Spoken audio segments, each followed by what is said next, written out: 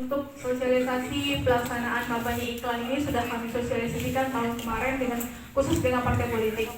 Karena masa kampanye iklannya sudah mendekati hari hanya itu tanggal 21 Januari, jadi kami melaksanakan rakor dengan media. Dan kenapa kami masih mengundang partai politik? Ya, kami ingin memflashback lagi materi materi sosialisasi yang kita laksanakan tahun kemarin dengan partai politik. Semoga menambah mengingatkan kembali yang kemarin sudah kami sampaikan. Mana tahu ada yang terlupa atau masih ada yang menyimpan keraguan. Baik, langsung saja. Nah, dasar hukum pelaksanaan kampanye pemilu ini ada dalam Undang-Undang Nomor 7 Tahun 2017 tentang Pemilihan Umum. Yang kedua, PKPU 20 Tahun 2023, perubahan PKPU 15 Tahun 2023 tentang kampanye pemilihan umum. Apa itu kampanye? Ialah kegiatan peserta pemilu atau pihak lain yang ditunjuk oleh peserta pemilu untuk meyakinkan pemilih dengan menawarkan visi, misi, program, atau citra diri peserta pemilu. Selanjutnya, dasar hukumnya adalah pedoman teknis pelaksanaan kampanye pemilu nomor 1621 tahun 2023. Next. Nah, tahapan kampanye pemilu tahun 2024 itu ada dalam lampiran 1 PKPU 20 tahun 2023, yang mana kampanye pemilihan umum ini terdiri atas kampanye anggota DPD, DPR, DPRD Provinsi, DPRD Kabupaten Kota, serta pasangan calon presiden dan wakil presiden. Apa saja bentuk kampanyenya? Yang pertama adalah pertemuan terbatas, pertemuan tatap muka, penyebaran bahan kampanye, pemasangan alat peraga, debat pasangan calon, media sosial, kegiatan lain. Itu dilaksanakan dimulai dari 28 November 2023 dan itu akan berakhir 10 Februari 2024. Lalu ada kegiatan kampanye rapat umum dan iklan media massa cetak, media massa elektronik, dan internet yang akan dimulai dari 21 Januari hingga 10 Februari 2024. Masa tenang dari kampanye ini adalah dimulai dari tanggal 11 sampai 13 Februari 2024. Dan jika terdapat atau dilakukan pemilu putaran kedua, maka nanti akan ada kampanyenya lagi yang akan dimulai dari tanggal 2 hingga 22 Juni 2024. Next.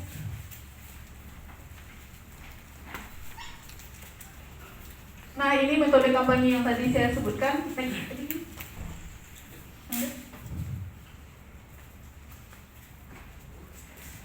Nah, aturan yang mengatur mengenai iklan kampanye di media cetak, media elektronik, dan jaringan ini ada beberapa pasal yang kami rangkum. Yang pertama itu pasal 39 PKPU 20 tahun 2023. Ayat 1-nya, iklan kampanye pemilu dapat dilakukan oleh peserta pemilu di media massa cetak dan media daring, media sosial, dan lembaga penyiaran dalam bentuk iklan komersial dan atau iklan layanan untuk masyarakat. Ayat 2, iklan kampanye dapat berupa tulisan, suara, gambar, dan atau gabungan antara tulisan, suara, dan atau gambar yang bersifat naratif, grafis, karakter, interaktif atau tidak interaktif, dan yang dapat diterima melalui perangkat penerima pesan. Ayat 3, gabungan antara tulisan dan suara atau suara dan gambar sebagaimana dimaksud pada ayat 2 huruf D bersifat naratif, grafis, karakter, interaktif, dan tidak interaktif atau tidak interaktif, serta dapat diterima melalui perangkat penerima pesan. Ayat 4, batas maksimum pemasangan iklan kampanye pemilu di lembaga penyiaran sebagaimana dimaksud pada ayat 1 secara kumulatif sebanyak yang pertama 10 spot berdurasi paling lama 30 detik untuk setiap stasiun televisi setiap hari untuk iklan di televisi. Yang kedua, 10 spot berdurasi paling lama 60 detik untuk setiap stasiun radio setiap hari untuk iklan di radio. Ayat 5, batas maksimum pemasangan iklan kampanye pemilu di media massa cetak, media daring, dan media sosial sebagaimana dimaksud pada ayat 1 sebanyak yang pertama 810 mm kolom atau satu halaman untuk setiap media massa cetak setiap hari untuk iklan di media massa cetak. Yang kedua, 1 banner untuk setiap media daring setiap hari untuk iklan di media daring. Yang ketiga, satu spot berdurasi paling lama 30 detik untuk setiap media sosial setiap hari untuk iklan di media sosial. Ayat 6, pengaturan dan penjadwalan pemasangan iklan kampanye pemilu diatur sepenuhnya oleh media massa cetak dan media daring, media sosial, dan lembaga penyiaran. Yang ketujuh, peserta pemilu dilarang menyisipkan materi iklan kampanye pemilu berbentuk tayangan atau penulisan dalam program acara di lembaga penyiaran. Next. Nah, pasal 40 ayat 1, materi iklan kampanye paling sedikit memuat visi, misi, program atau citra diri peserta pemilu. Ayat 2, materi iklan kampanye pemilu wajib mendapatkan pernyataan layak untuk diedarkan atau ditayangkan dalam bentuk surat tanda lulus sensor sesuai dengan ketentuan peraturan perundang-undangan. Yang ketiga, pembuatan materi iklan kampanye pemilu wajib mematuhi ketentuan peraturan perundang-undangan dan etika periklanan. Next. Nah, fasilitasi KPU dalam iklan kampanye di media cetak, media elektronik, dan jaringan ini untuk saat ini baru tersedia di dalam pasal 41. Mungkin untuk selanjutnya nanti ada instruksi khusus dalam bentuk petunjuk teknis, namun hingga saat ini belum keluar. Dan saat ini fasilitasi KPU di sini dimasukkan adalah KPU RI. Ayat 1, KPU dapat memfasilitasi penayangan iklan kampanye pemilu dalam bentuk iklan komersial atau iklan layanan masyarakat pada media massa cetak, media massa elektronik, dan atau media daring. Dalam hal ketentuan sebagaimana dimaksud pada ayat 1 dilaksanakan oleh KPU, biaya pembuatan desain dan materi iklan kampanye ditanggung oleh peserta pemilu. Ayat 3, penyerahan desain dan materi iklan kampanye pemilu kepada KPU dilakukan paling lambat 5 hari sebelum penayangan iklan kampanye pemilu. Ayat 4, KPU memberikan kesempatan dan alokasi waktu yang sama kepada peserta pemilu. Next. Selanjutnya pasal 42 ayat 1, media massa cetak, media daring, dan media sosial wajib memberikan kesempatan yang sama kepada peserta pemilu dalam pembuatan dan penayangan iklan kampanye pemilu. Ayat 2, selain media massa cetak, media daring, dan media sosial, lembaga penyiaran harus memberikan kesempatan yang sama kepada peserta pemilu dalam pemuatan dan penayangan iklan kampanye pemilu. Ayat 3, media massa cetak, media daring, media sosial, dan lembaga penyiaran wajib mematuhi kode etik periklanan dan ketentuan peraturan perundang-undangan.